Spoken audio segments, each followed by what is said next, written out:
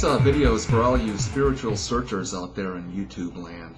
Searchers who have seen any of the multitude of videos put out by evangelical Christians claiming that the horrible events associated with the tribulation and the second coming of Jesus are about to occur any day now. This video is for searchers who are curious about Christianity and for people who are wondering if they should become Christians. First, let me say, I used to be a Christian.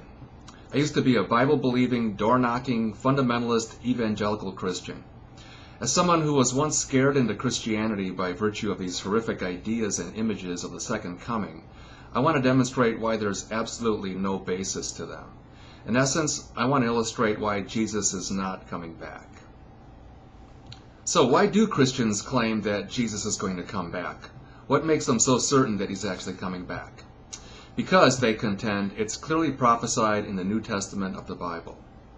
Now here's a list of some of my favorite final times prophecies. For in just a very little while, he who is coming will come and not delay.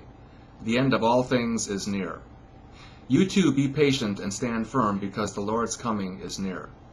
Dear children, this is the last hour, and as you have heard that the Antichrist is coming, even now many Antichrists have come. I tell you the truth. This generation will certainly not pass away until all these things have happened. What I mean, brothers, is that the time is short. For this world in its present form is passing away. Because our salvation is nearer than when we first believed. The night is nearly over, the day is almost here. Now here's a series from the book of Revelation. The revelation of Jesus Christ, which God gave to him to show his servants what must soon take place. And he said unto me, These sayings are faithful and true, that the Lord God of the holy prophets sent his angel to show unto his servants the things which must shortly be done. Behold, I come quickly. And behold, I come quickly, and my reward is with me, to give every man according as his works shall be. Surely I come quickly. By the way, this is basically a subset of a list that I provide in my book, Evolving Towards the Truth, A Guide for Searchers.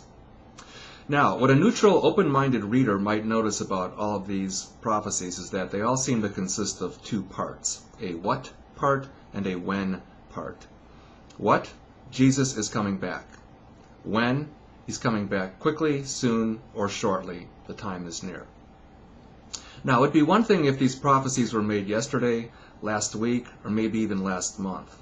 Then we might still feel that the prophesied quickly, soon, or shortly period is something we need to be concerned about. However, as any Bible scholar will tell you, these prophecies weren't written last month, not even last year, nor in the last century, nor were they even written in the last millennium. No, all of these prophecies were written roughly 2,000 years ago.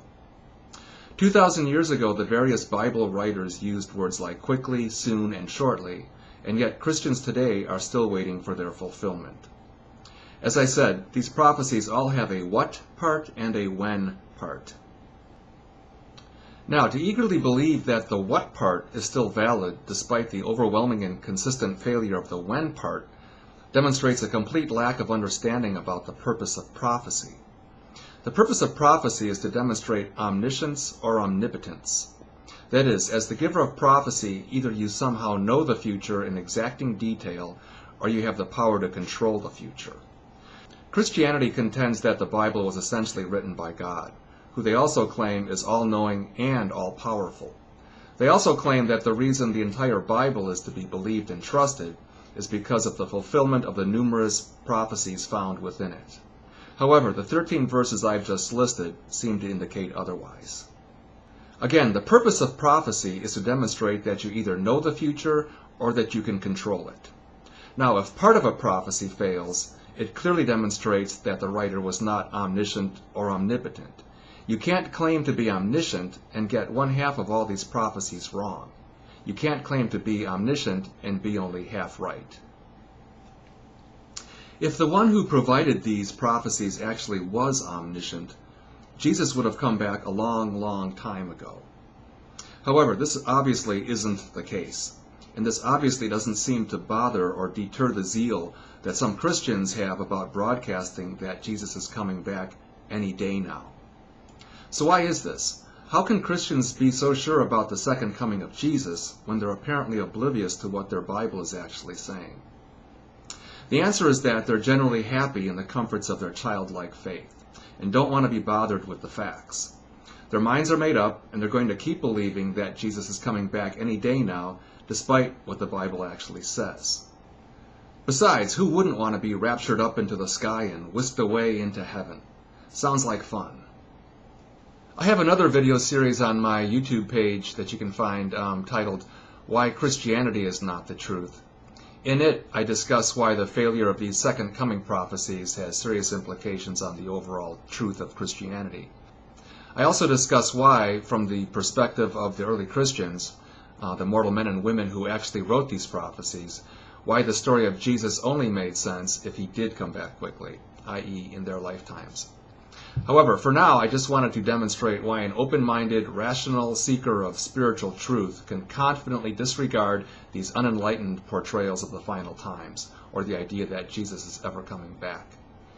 Jesus is not coming back quickly as prophesied, nor is he ever coming back at all. By the way, if you're interested in where my search for spiritual truth led me after I apostatized from Christianity, please check out my book, Evolving Towards the Truth, A Guide for Searchers. I'm Jeff Kosmowski. Thanks for watching.